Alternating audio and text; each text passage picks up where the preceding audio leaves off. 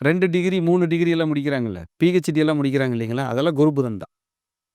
கல்யாணத்துக்கு அப்புறம் படிக்கிறது குரு புதன். வேலை பார்த்துட்டே படிக்கிறது குரு புதன்.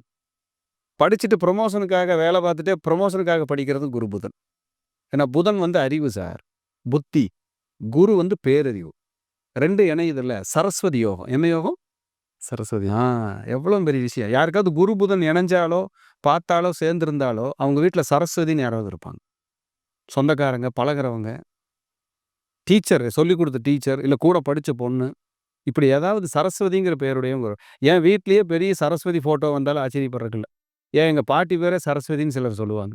குரு புதன் தான் ராமேஸ்வரத்த குறிக்கக்கூடியது சார்.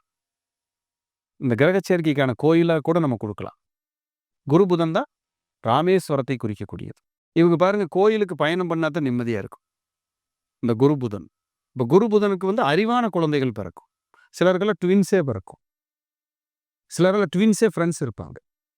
இந்த ஜாதகர் குரு புதன் சேர்ந்திருந்தா அவர்லாம் இடம் மாறி வந்தவர். இவங்க அப்பாவும் இடம் மாறி வந்தவங்க. ஒரு ஊரை விட்டு ஒரு ஊர். படிப்புக்காக 2 இடம் 3 இடம் மாறுவாங்க.